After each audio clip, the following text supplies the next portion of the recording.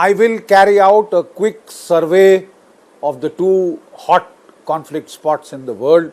We will see as to what is happening in Russia-Ukraine war and before that in the Middle East.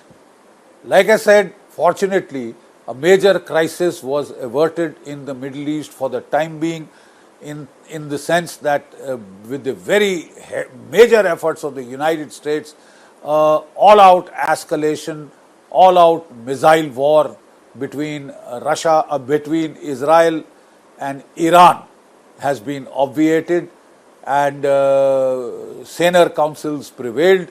America put a lot of pressure on Israel not to retaliate strongly, and they helped Israel destroy about 97 to 98% of the incoming missiles. But the worry was, which I had pointed out even earlier, is that despite Israel being, totally linked up, networked with the anti-ballistic missile defenses of the United States, with their headquarters at Colorado, linked up with the entire satellites of the United States, with the computation capabilities, supercomputers of the United States, sensors and shooters of the United States, they were able to get down 97% to 98% of the incoming projectile, but the 2 to 3% that got through were the vital ballistic missiles with heavier warheads. Like I said, out of the 7 missiles fired at the Nevatim air base, 5 got through. Now the same anti-ballistic missiles are supposed to also cater for nuclear tipped missiles. Can you afford even one missile getting through? Instead of 5 out of 7 getting through, can we even afford one nuclear tipped missiles to get through? We can't. Therefore, the lesson clearly highlighted is that anti-ballistic missile defenses, however sophisticated, are not leak proof. Israel has got a great advantage. It's a very compact country, just 27,000 square kilometers overall, compared to about 6 million square kilometers of Ukraine, compared to India, which is about 3 times the size of Ukraine, right? So India has a major problem. What are the lessons learned for us? India has a major problems in terms of defense. We cannot defend the whole territory of India. We have to defend, vulnerable areas and vulnerable points and installations, air bases, cities, etc., command and control centers, logistic nodes, etc.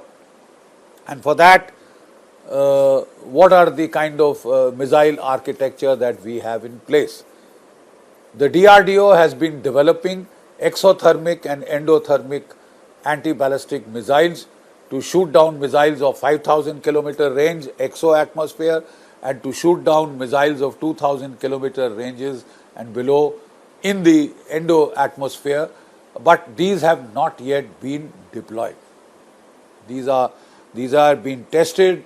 Again, we seem to be fairly confident of our ability, but these have not as yet been fielded. We then have the S-400 missile batteries from Russia. We were supposed to get 5 of these, but because of the Russia-Ukraine war, only 3 have been fielded so far. These are very effective. They can tackle incoming ballistic missiles, cruise missiles, jet fighters, bombers, as also drones. So these are very effective. They can hit up to 350 kilometers and detect multiple targets, engage multiple targets. It's one of the best missiles in the world. Has done fairly effective, though not as much as was touted, but fairly effective air defense job in the Russia-Ukraine war.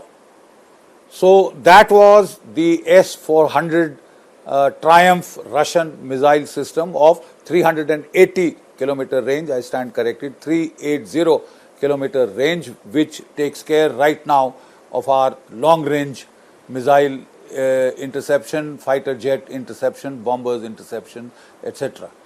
India's DRDO is also developing the Khushab long-range missile of 350 kilometers range, which should be fielded by about 2028 and beyond.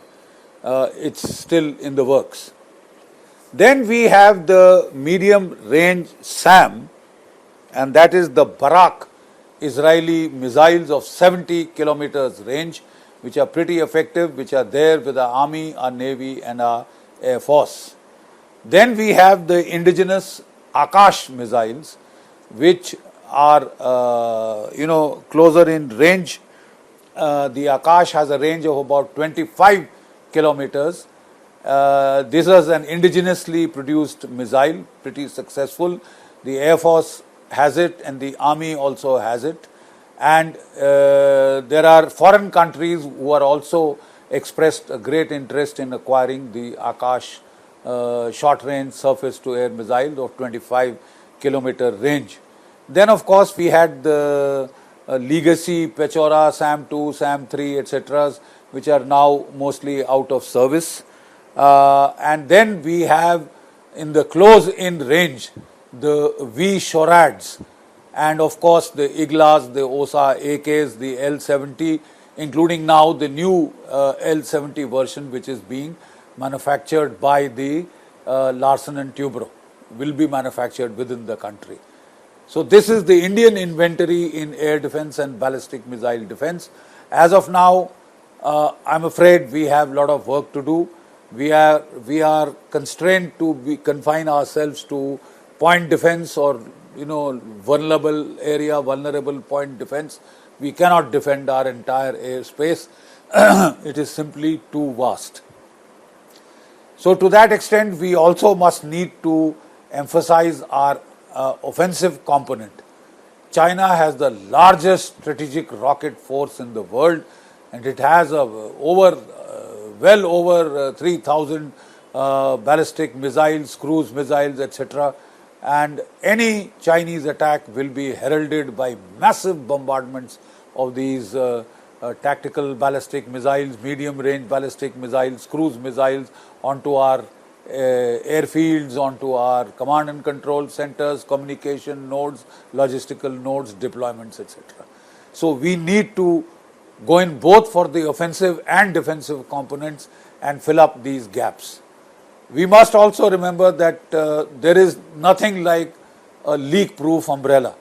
So frankly, I would rather go in for offensive weapons in the nuclear field, in the conventional field, rather than try and spend billions of dollars on trying to make a leak-proof umbrella, which, with a few modifications can always be penetrated, What Iran has shown is that even the American-Israeli layered defense, they were able to penetrate because they added a booster rocket to their missiles, their ballistic missiles, so that fired to separate the warhead from the main launcher missile, and also fired a few decoys. So what happened was that the air defenses, ballistic missile defenses, targeted the carrier missile, because that was the bigger rocket. So they targeted that, and that enabled the warheads, the smaller warheads, to get through. So we cannot hope for a leak-proof umbrella, especially in the nuclear field. You will have to deter more by adding offensive punch. This is one of the clear lessons learned from the war in the Middle East. Which way is it going? Right now there are intensive negotiations between Israel and the Hamas, mediated by Egypt and Qatar, and also by the United States, which is involved very heavily. They are talking of releasing up to about 40 or a little less number of hostages, but they are asking for a 40-day plus ceasefire, long ceasefire, which Israel is not prepared to give, because Israel also has to worry about the fact that if it gives a permanent ceasefire and tomorrow there are some more rocket barrages onto Israel from Hamas, from other sources, it would have been so much effort gone to waste. So Israel cannot afford it, quite obviously, and therefore they are keen that before they call it off, this operation, they would have to ensure a level of safety and security for their population, which I am afraid as of now is not there. Israel has almost 35,000 Palestinians dead. How many more are under the rubble, we don't know. It will take 15-20 years to rebuild that Gaza Strip and that Palestinian territories there. They have been reduced to absolute rubble.